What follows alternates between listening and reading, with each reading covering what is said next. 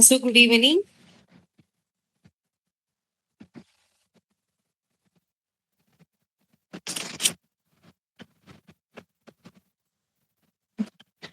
Okay.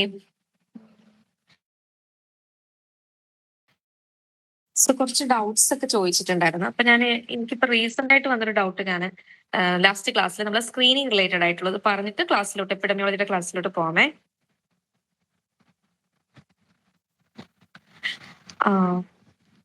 So diagnostic power of the test is reflected by sensitivity, specificity, predictive value, population attributable risk.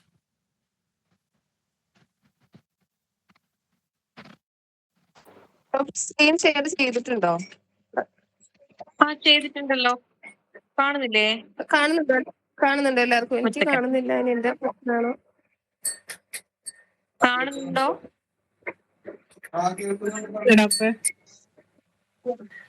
കാണുന്നുണ്ടോ?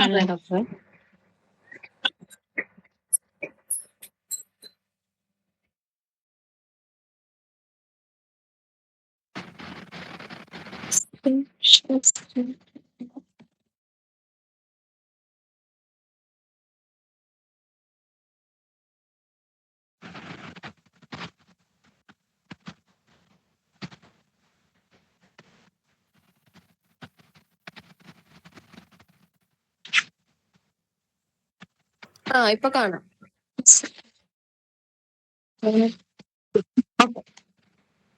So, diagnostic power of the test is reflected by sensitivity, specificity, predictive value, population attributable risk. Answer പറയാമോ? Predictive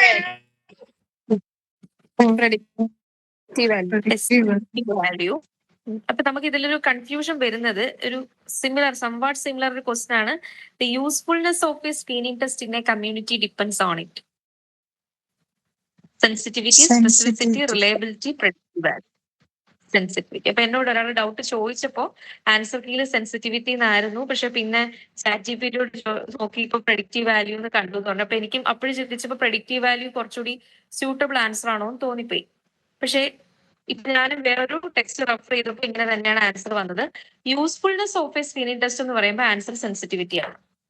പക്ഷെ diagnostic power എന്ന് ചോദിക്കുമ്പോൾ അത് predictive value ആണ്. എന്താന്ന് വെച്ചാൽ അറിയാലോ, സ്ക്രീനിങ് ടെസ്റ്റ് എന്ന് പറയുമ്പോൾ എത്ര പോസിറ്റീവ്സ് അതിനെ ഐഡന്റിഫൈ ചെയ്യാനുള്ളതാണ്. അപ്പൊ അതിന്റെ യൂസ്ഫുൾനെസ് എന്ന് പറയുമ്പോൾ സെൻസിറ്റിവിറ്റി മതി, സെൻസിറ്റീവ് ആയാൽ മതി. പക്ഷെ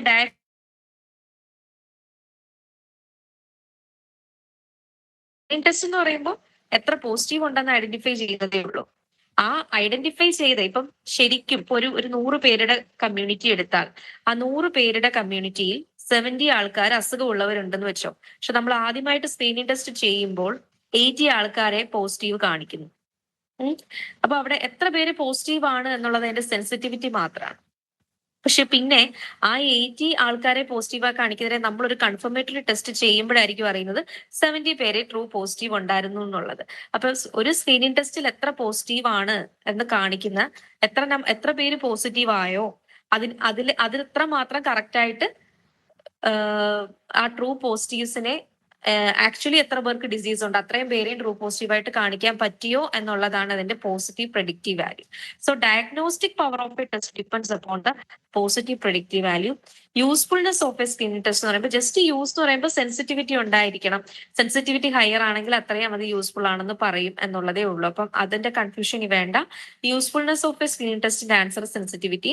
ഡയഗ്നോസ്റ്റിക് പവർ ആണ് ചോദിക്കുന്നതെങ്കിൽ predictive value, especially positive predictive value. Okay.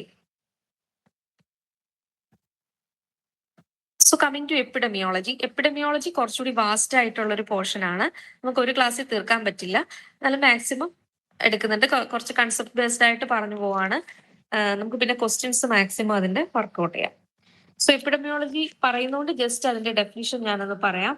Epidemiology means it is the study of the occurrence and distribution of health-related events, states, and process in the specified populations, including the study of the determinants influencing such process and the application of this knowledge to control relevant health problems. ഒന്നുമില്ല, health related ഈവന്റ്സിന്റെ ഒക്കെ occurrence, അതിന്റെ frequency, അത് എത്രമാത്രം നടക്കുന്നു, ആ distribution, death, birth എല്ലാം അതിന്റെ ഒരു ഹെൽത്ത് റിലേറ്റഡ് ഈവന്റ്സിന്റെ എല്ലാം ഒക്കറൻസ് റേറ്റ്സ് അതൊക്കെ പഠിക്കാൻ വേണ്ടി ഒരു പർട്ടിക്കുലർ പോപ്പുലേഷനിൽ, എന്നിട്ട് അതിനെ ഇൻഫ്ലുവൻസ് ചെയ്യുന്ന പ്രോസസ്, ആ റേറ്റിനെ ഡിറ്റർമൈൻ ചെയ്യുന്ന ഫാക്ടേഴ്സ്, എന്നിട്ട് ഈ നോളജിനെ നമ്മൾക്ക് ഹെൽത്ത് പ്രോബ്ലംസ് കൺട്രോൾ ചെയ്യാൻ വേണ്ടി അപ്ലൈ ചെയ്യാൻ പറ്റുക. ഇത്രയാണ് എപ്പിഡമിയോളജി എന്ന് പറയുന്നത്. നമ്മളതിന്റെ വേർഡ് ആയിട്ട് മീനിങ് പറയുകയാണെങ്കിൽ ഇറ്റ്സ് എ ഗ്രീക്ക് വേർഡിൽ നിന്നാണ് വന്നിരിക്കുന്നത്. എപ്പി മീൻസ് അപ്പോൺ, ഡെമോസ് പോപ്പുലേഷൻ, അറിയാലോ ഡെമോഗ്രഫി പോപ്പുലേഷനെ കുറിച്ചുള്ള സ്റ്റഡിയാണ്. അപ്പൊ demos means population, logos scientific study. Okay,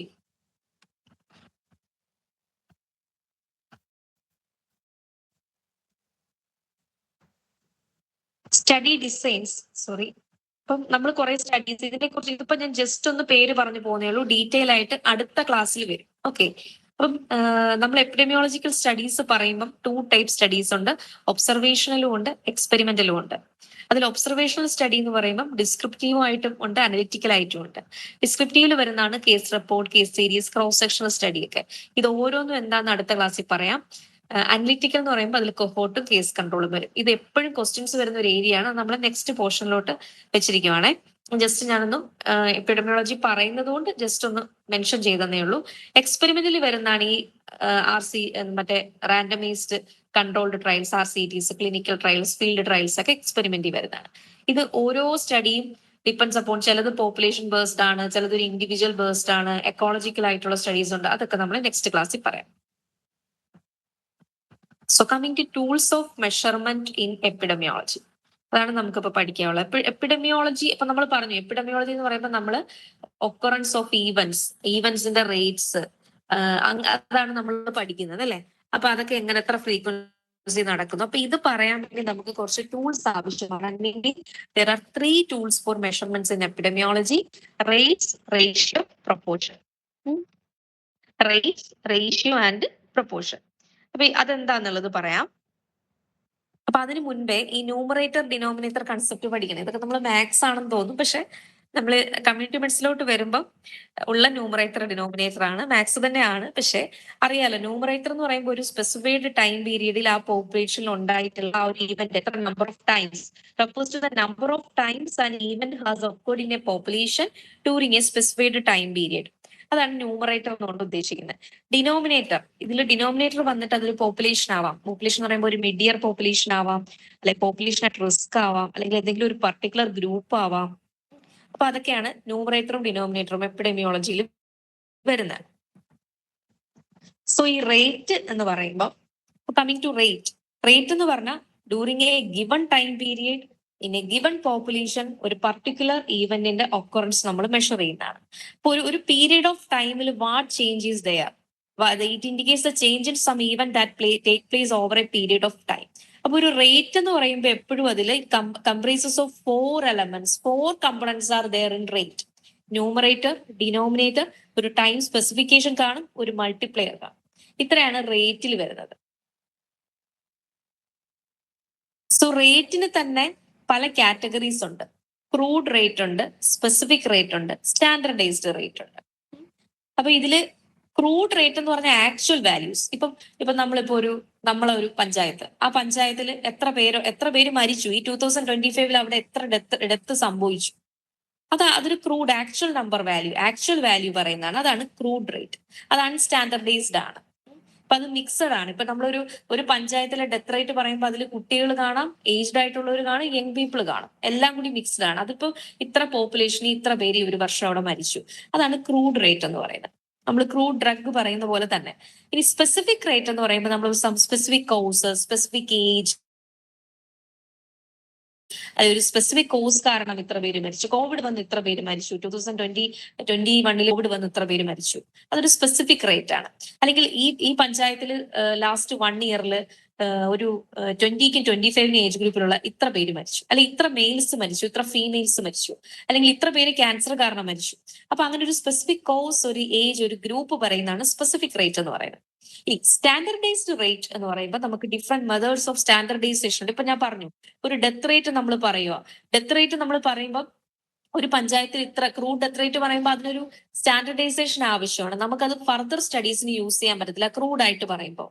ഇപ്പൊ നമ്മൾ എ എന്ന് പറയുന്ന ഒരു വില്ലേജ്, ആ വില്ലേജിൽ കൂടുതലും ഓൾഡർ പീപ്പിൾ ആണ് ഉള്ളതെന്ന് ഇരിക്കുക. അപ്പൊ അവിടെ ഡെത്ത് റേറ്റ് സ്വാഭാവികമായിട്ടും കൂടുതലായിരിക്കും അല്ലെ. ബിയില് പക്ഷെ നമ്മൾ പറയും ഡെത്ത് റേറ്റ് കുറവാണ്, അവിടെ യങ് പീപ്പിൾ ആണ് കൂടുതൽ, അപ്പൊ അവിടെ കുറവായിരിക്കും. പക്ഷെ we cannot compare that two populations. അപ്പൊ അവിടെ നമുക്ക് സ്റ്റാൻഡർഡൈസേഷൻ വേണം. രണ്ട് പോപ്പുലേഷനെ കമ്പയർ ചെയ്യുമ്പോൾ അതിന് മുമ്പ് നമുക്ക് സ്റ്റാൻഡർഡൈസേഷൻ വേണം. അല്ലെങ്കിൽ ഈ ഏജ് അതുപോലെ കുറെ കൺഫൗണ്ടിങ് ഫാക്ടേഴ്സ് അവിടെ വരും.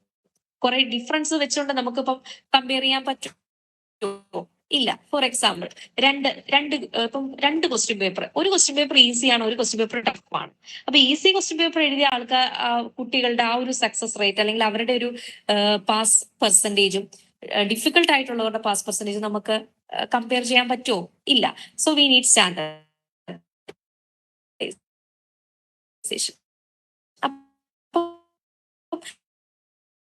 അതാണ് അങ്ങനെ ചെയ്തെടുക്കുന്നതാണ് സ്റ്റാൻഡർഡൈസ്ഡ് റേറ്റ്. അങ്ങനെ 3 ടൈപ്പ് റേറ്റ്സ് ഉണ്ട്.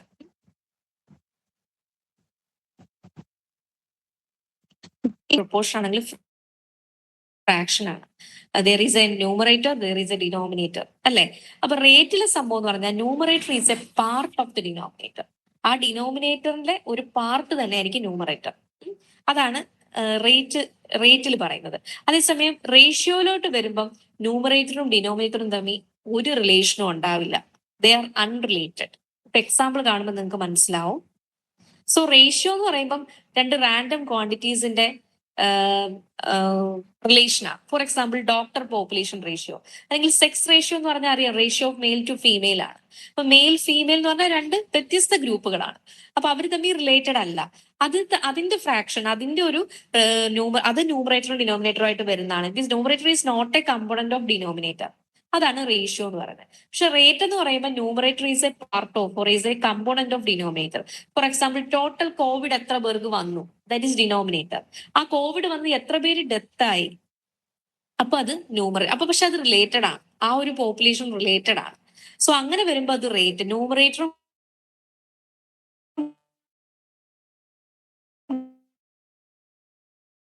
ഡിനോമിനേറ്ററും റിലേറ്റഡ് ആയിട്ട് വരുന്ന റേറ്റും ന്യൂമറേറ്ററും ഡിനോമിനേറ്ററും തമ്മിൽ യാതൊരു ബന്ധമില്ലെങ്കിൽ അത് ratio.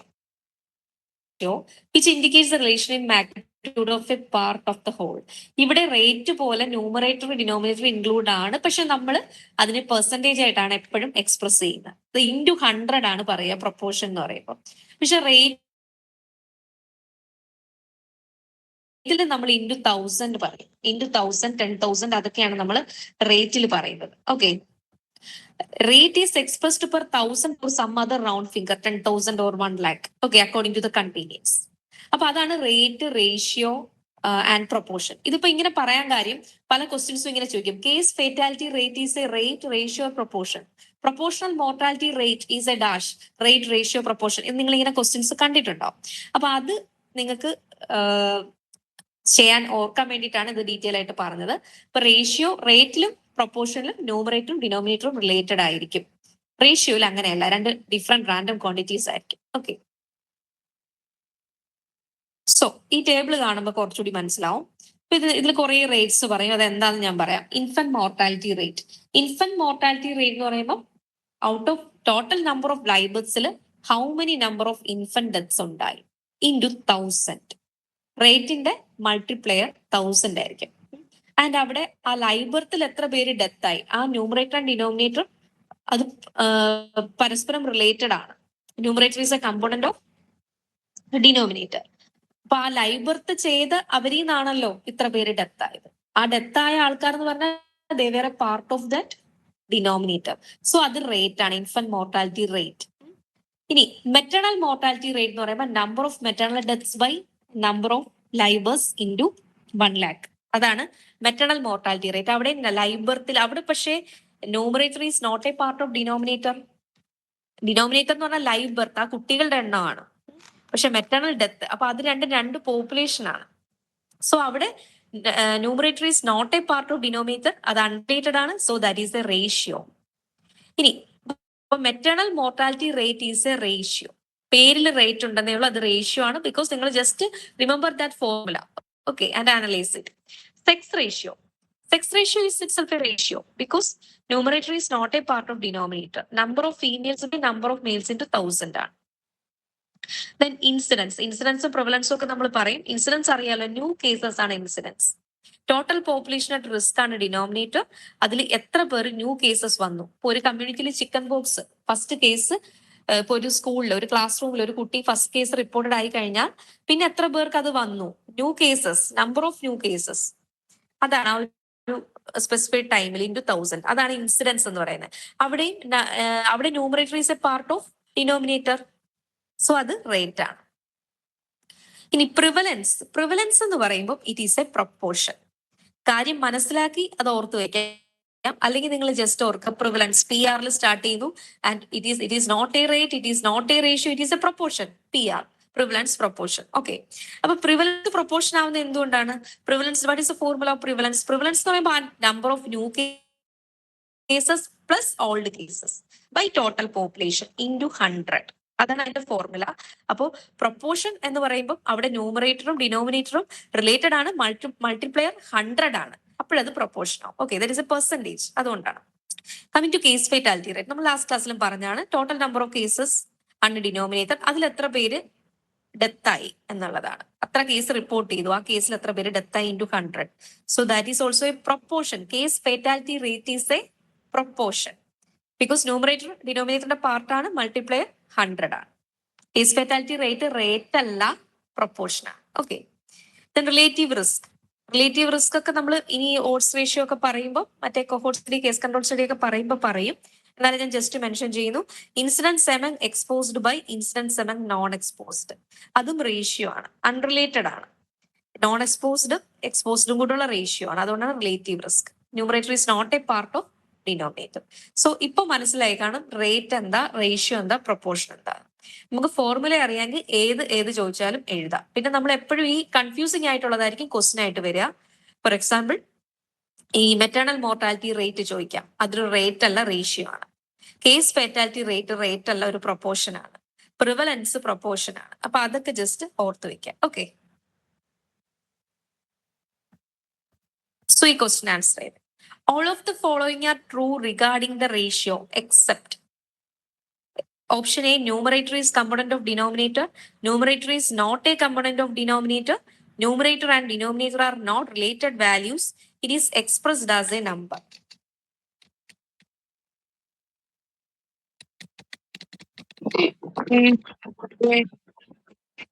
A, numerator is a component of denominator. Numerator റേഷ്യോയിൽ numerator is not a component of denominator ആണ്. അതേസമയം റേറ്റിലും പ്രൊപ്പോർഷനിലും numerator is a component of denominator. പക്ഷെ ഡിഫറൻസ് എന്താന്ന് വെച്ചാൽ റേറ്റിലാണെങ്കിൽ പ്രൊപ്പോർഷനിൽ മൾട്ടിപ്ലയർ 100 ആയിരിക്കും, because always it express as a percentage. അത് മാത്രമാണ് ഡിഫറൻസ്. ഓക്കെ.